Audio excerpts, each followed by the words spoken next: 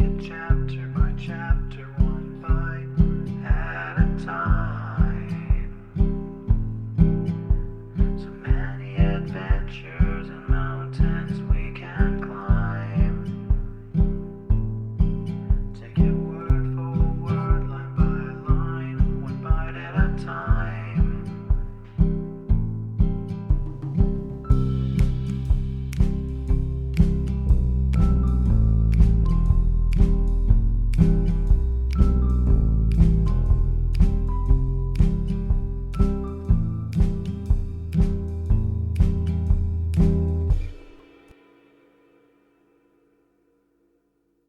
Welcome to Bite at a Time Books, where we read you your favorite classics one bite at a time. My name is Bree Carlile, and I love to read, and wanted to share my passion with listeners like you. If you want to know what's coming next and vote on upcoming books, sign up for our newsletter at biteatatimebooks.com. You'll also find our new t-shirts in the shop, including podcast shirts and quote shirts from your favorite classic novels. Be sure to follow my show on your favorite podcast platform so you get all the new episodes. You can find most of our links in the show notes, but also our website, biteatatimebooks.com, includes all of the links for our show, including to our Patreon to support the show, and YouTube, where we have special behind the narration of the episodes. We're part of the Bite at a Time Books Productions Network. If you'd also like to hear what inspired your favorite classic authors to write their novels, and what was going on in the world at the time, check out the Bite at a Time Books Behind the Story podcast, wherever you listen to podcasts. Please note, while we try to keep the text as close to the original as possible, some words have been changed to honor the marginalized communities who've identified the words as harmful, and to stay in alignment with Bite at a Time Books' brand values. Today we'll be continuing 20,000 Leagues Under the Sea by Jules Verne. Chapter 20. From latitude 42 degrees 24 minutes to longitude 17 degrees 28 minutes. In consequence of the storm, we had been thrown eastward once more. All hope of escape on the shores of New York or St. Lawrence had faded away, and poor Ned, in despair, had isolated himself like Captain Nemo. Conseil and I, however, never left each other. I said that the Nautilus had gone aside to the east. I should have said, to be more exact, the northeast. For some days it wandered first on the surface, and then beneath it, amid those fogs so dreaded by sailors. What accidents are due to these thick fogs? What shocks upon these reefs when the wind drowns the breaking of the waves? What collisions between vessels in spite of their warning lights, whistles, and alarm bells? And the bottoms of these seas look like a field of battle, where still lie all the conquered of the ocean, some old and already encrusted, others fresh and reflecting from their iron bands and copper plates the brilliancy of our lantern. On the 15th of May, we were at the extreme south of the Bank of Newfoundland. This bank consists of alluvia, or large heaps of organic matter brought either from the equator by the Gulf Stream, or from the North Pole by the countercurrent of cold water which skirts the American coast. There also are heaped up those erratic blocks which are carried along by the broken ice, and close by a vast charnel house of mollusks, which perish here by millions. The depth of the sea is not great at Newfoundland, not more than some hundreds of fathoms, but towards the south is a depression of 1,500 fathoms. There the Gulf Stream widens. It loses some of its speed and some of its temperature, but it becomes a sea.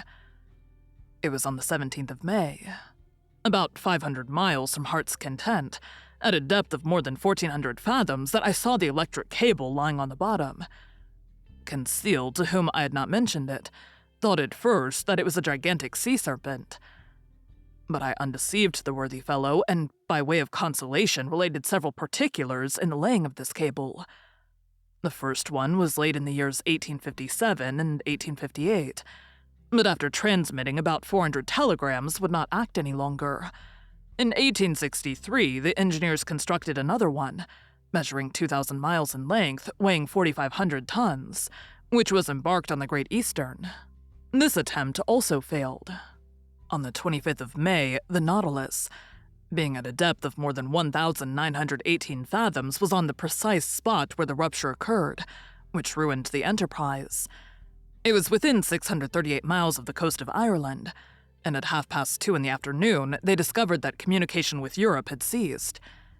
The electricians on board resolved to cut the cable before fishing it up, and at 11 o'clock at night, they had recovered the damaged part. They made another point and spliced it, and it was once more submerged. But some days after, it broke again, and in the depths of the ocean could not be recaptured. The Americas, however, were not discouraged. Cyrus Field, the bold promoter of the enterprise, as he had sunk all his own fortune, set a new subscription on foot, which was at once answered, and another cable was constructed on better principles. The bundles of conducting wires were each enveloped in gutta percha, and protected by a wadding of hemp, contained in a metallic covering. The Great Eastern sailed on the 13th of July, 1866. The operation worked well. But one incident occurred. Several times, in unrolling the cable, they observed that nails had recently been forced into it, evidently with the motive of destroying it. Captain Anderson, the officers and engineers consulted together, and had it posted up that if the offender was surprised on board, he would be thrown without further trial into the sea. From that time, the criminal attempt was never repeated. On the 23rd of July, the Great Eastern was not more than 500 miles from Newfoundland. When they telegraphed from Ireland the news of the armistice concluded between Prussia and Austria after Sadowa. On the 27th, in the midst of heavy fogs, they reached the port of Heart's Content. The enterprise was successfully terminated, and for its first dispatch, young America addressed old Europe in these words of wisdom, so rarely understood: "Glory to God in the highest, and on earth peace, goodwill towards men." I did not expect to find the electric cable in its primitive state, such as it was on leaving the manufactory.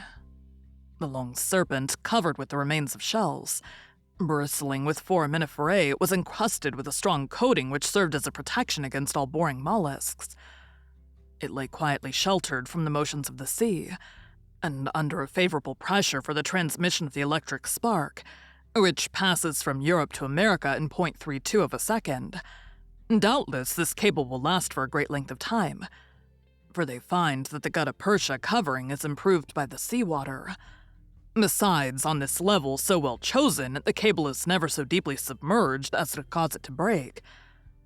The Nautilus followed it to the lowest depth, which was more than 2,212 fathoms, and there it lay without any anchorage. And then we reached the spot where the accident had taken place in 1863.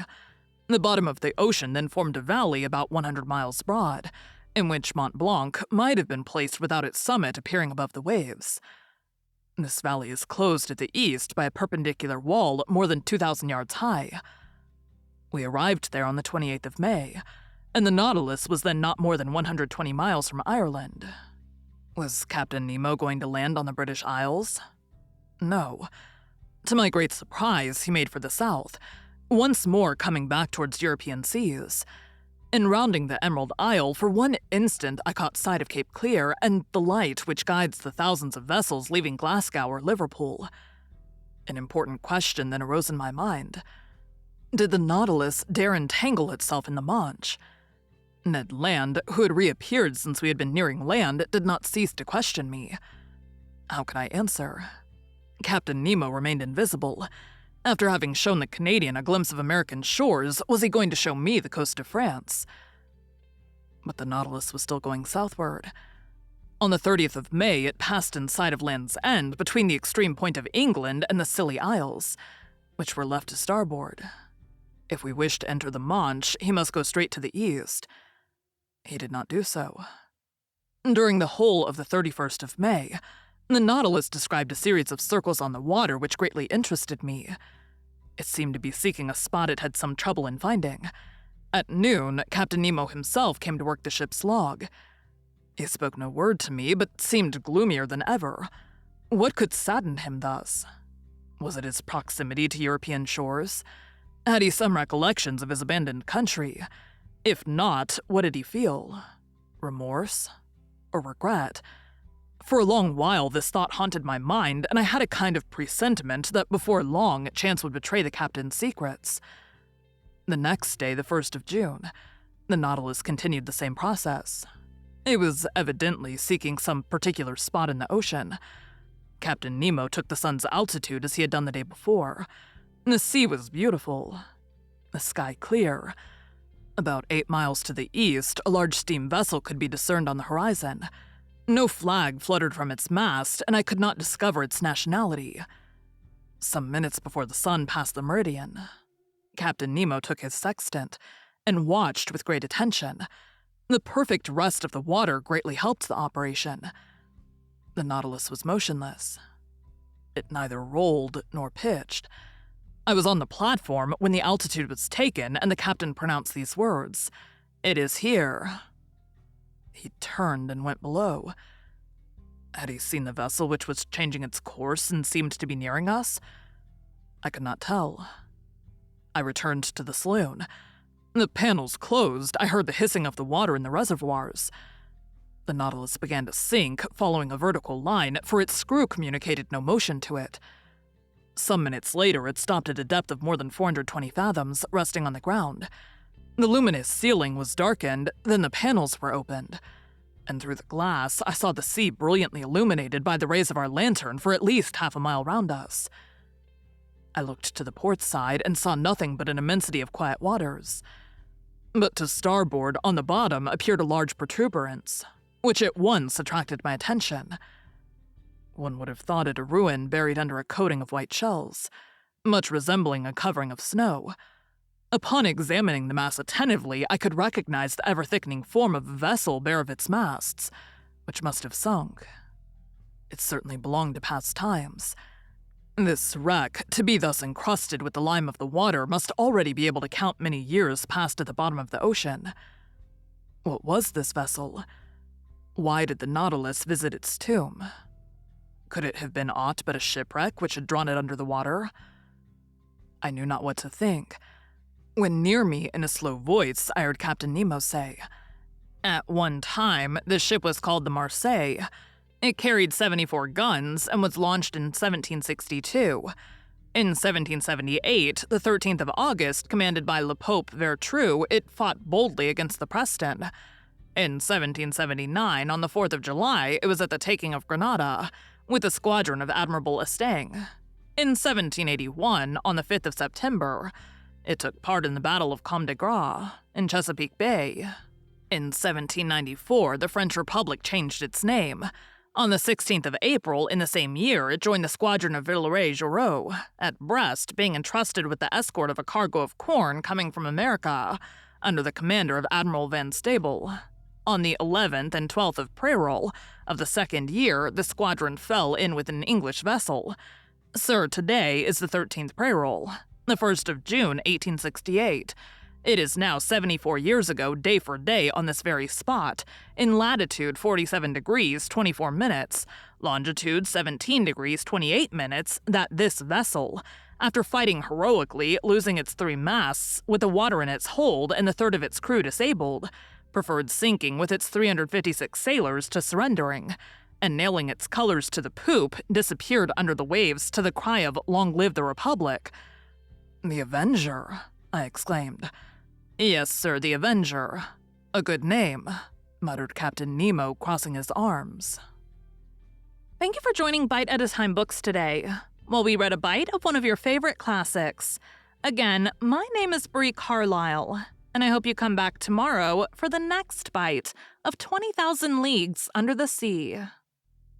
Don't forget to sign up for our newsletter at biteatatimebooks.com and check out the shop. You can check out the show notes or our website, biteatatimebooks.com, for the rest of the links for our show. We'd love to hear from you on social media as well.